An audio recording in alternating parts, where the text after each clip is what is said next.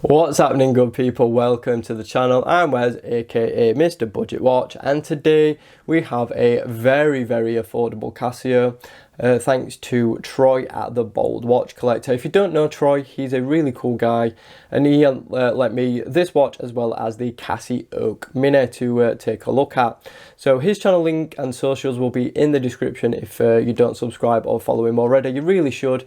When he makes content, it's really good, and he posts on Instagram quite a fair bit as well. So definitely, subscribe and give him a follow if you don't already. So he was kind enough to send out this to check out. So let's do exactly that. So first things first, we're going to talk the actual colours as well. Something I didn't know. I thought there was just a few versions of this, but there's actually 12 different colours. So if you're not a fan of this black one with a little pop of red, then there are 12 colours in total, including this one, so 11 different ones.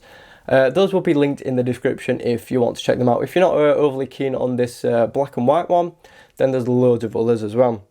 So this watch measures in at 42.7 millimeters. It has a 47 lug to lug, so case end to case end in this case, because you can just see of like how it's designed. It's a little bit G-Shock-esque, where the lugs are sort of built in and you have to adjust it around the back.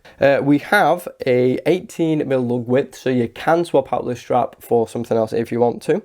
It's 11.6 millimeters thick, so not too thick. It has a resin case, 100 meters of water resistance, a mineral crystal, a friction bezel, and a push-pull crown, and it weighs 38 grams. So let's do a deeper dive. And well, in the unboxing of this, I actually thought the bezel was fixed, but it turns out it's just very stiff, and it is a friction bezel, so you just have to give it a little bit of purchase, and it's not very smooth. Let's just say it's a bit of a bugger to turn, actually.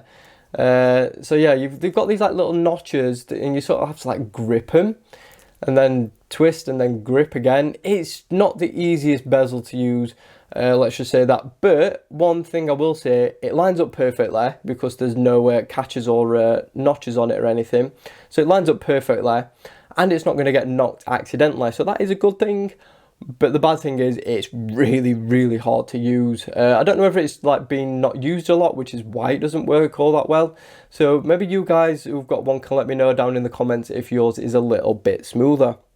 So anyway, looking at the bezel, you can see we've got that really cool little red triangle, and then we've got markers all the way around to the 15, and then 5 minute every one all the way around, and then larger numerals at the every 15-minute mark, and then obviously that 12 o'clock triangle. Moving in a little bit, we've got a black chapter ring with a simple baton printed minute track in a contrasting white. Massive numerals all the way around, apart from at the 3 o'clock where we've got a boarded day-date complication. Under the 12 and 24, we've got Casio quartz. And then you can see just above the 6, you can see water resistant and 100 meters. So all in all for the dial, it's it's very legible, I will say. It's really easy to read, and I do like that handset as well. It is a little bit blown out on camera, but it's actually one of them is a fence post style, and the other is a little bit unusual actually. And I do like the shape as well, and they are lume filled. As for the second hand, you can see it's just a sort of a stick with an arrow on the end, and again that is filled with lume. So all in all for the dial, I quite like it. It's really easy to read, not a lot going on, but it's pretty well executed, and definitely a good watch for legibility. So taking a look at that case profile, you can just see those notches I was talking about on the bezel. There's not really that much going on. You can see we've got this like cut into the lugs, but other than that, there's not a deal going on at that side. This side you can see we've got 2 small crown guards and a polished push-pull crown, and that is pretty much it. Flipping it around to the case back, you can see it is screw in, and you've got these little cutouts to access the spring bars to swap the strap if you need to. So looking at that case back, it is brushed, and we've got the model number, stainless steel, water resistant, Japan movement, and cased in China. So yeah, not a deal really going on there. So let's move on to the strap, and this one is, it's typical Casio really. We've got these ridge design, which are quite common on Casio watches, and then we've got plenty of adjustment holes, and this side of the strap is very long, by the way. which I'll let's talk about a little bit. On the inside again, we've got my favourite ridges, which don't leave marks on your arms at all. Yes, they do. And then you can see we've got just a little bit of sort of like nomenclature there. It's like a model number or something, so it might be for the strap or the watch. I don't really know. And then again, you can see we've got that ridge side. We've got one floating keeper. And this keeper is actually quite nice. It's like a really soft resin, as is the strap as well. It's really soft resin. It actually feels a little bit softer than the Casio Mini, which is like 100 quid. And this one's, you know, not 100 quid. Moving on to the buckle, it's just a simple plastic buckle, but we've got a branded one this time. Again, the Mini Oak did not. And you can see we've got a little bit of information on the inside, and then more information just there on the strap. Again, I don't really know what that means, so maybe one of you guys in the comments can tell me. Is it like the what resin it is, or the code for this strap? I just don't know. But anyway, so we'll actually talk a little bit more about comfort and this strap. And do you know what? The resin is actually really soft. I'll just actually show you a comparison against the Mini Oak in a minute. But just look at how flexible that is. It's really soft, really nice and flexible. Right guys, so we're just comparing it against the Casio Mini. And just look at how stiff that is in comparison. It does feel a little bit more premium, but it's just really rigid and harder feeling. Whereas this one's really nice and soft. So I don't know what Casio were thinking when they actually did the strap on the Casio Mini, but this one is really good. So no complaints there. So in use, very, very simple watch to use. Like I said, we've got that friction bezel, which is not so easy to use. And then we've got a simple push-pull crown.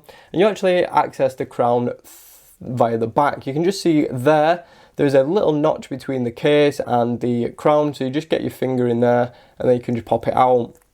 So one does your date, anti-clockwise to do one, clockwise to do the other. Really simple and straightforward. Pop it out again, and then you can see we can adjust your time. And it's, you know what, it's quite smooth. You can see if you do it fast, you know, it does look a little bit wobbly. And look at the seconds hand, you can just see it sort of like wobbling away. But yeah, just in the time, you know, it's really easy, really straightforward. And with it being a quartz, you don't have to do it all that often, which is pretty handy. The crown though feels okay. It's not the best crown I've ever used. It is a little bit tricky to use because we've got this like bolstered bit here and then the crown guard. It's not the easiest crown to use, and it is a little bit on the small side as well. So if you've got big fingers, then you might struggle to use it a little bit.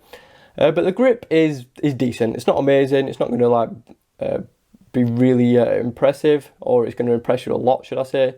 But yeah, it works. It does its job. So now let's pop this on wrist and show you what it wears like. Right guys, so here it is on my 6-inch wrist, and the first thing that you really notice is that. The flappy, floppy bit at the end. So if you've got a slim wrist like myself, yes, the watch will fit, but you do get that.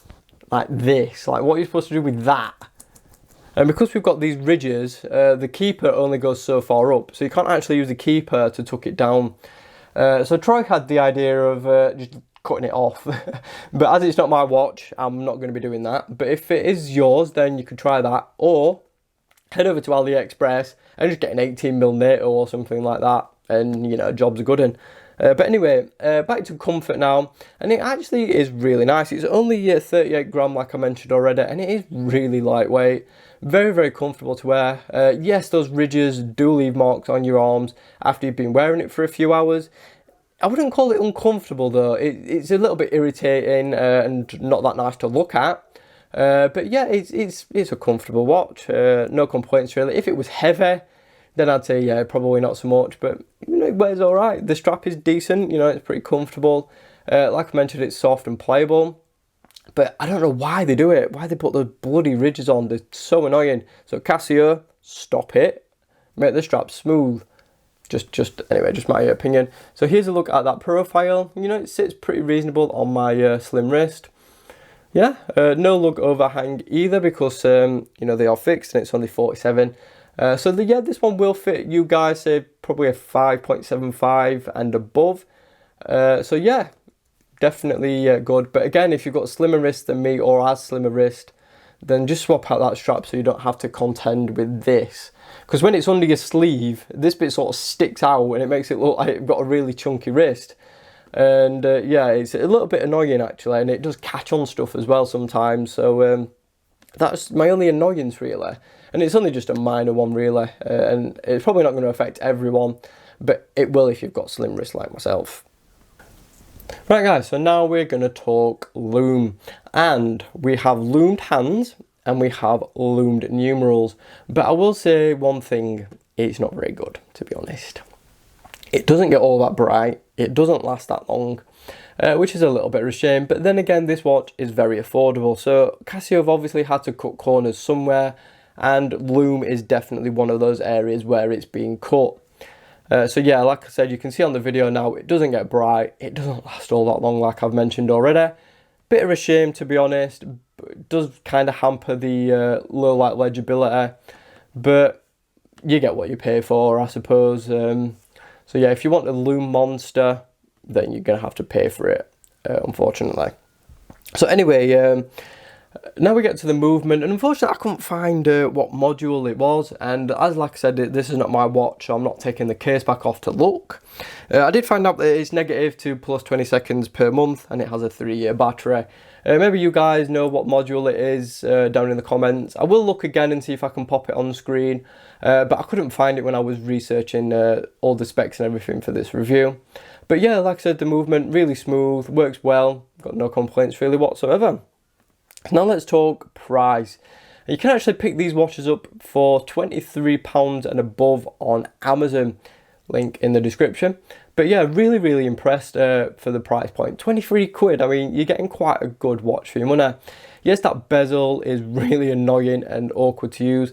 Yes, the lume is not very good, but it's really comfortable, it's well made, and it's a great little beta watch. So if you do a lot of gardening, a lot of DIY, you know, you work on cars or something like that, and you don't want to ruin an expensive watch, then something like this would come in handy really. I mean, you could knock it about and you know, it's just going to keep on ticking. So you don't need to shell out for a G-Shock really, you could just pick up one of these, and you know, if it breaks, it's something like 20 quid really. I mean, you could probably pick them up less on eBay if you were that way inclined. But yeah, 23 quid, I think it's great value. Can't really fault it really for that price. If it was any more, then yeah, I'd pick at it a little bit more, but 23 quid, I can't complain at all. So thanks again to Troy for letting me borrow this for review. Thanks for watching the video. Be sure to subscribe if you haven't already. Like the video if you enjoyed it. Hit that notification bell so you don't miss any uploads. And of course, follow me on social media at Mr. Budget Watch. Thanks again. I'll see you soon.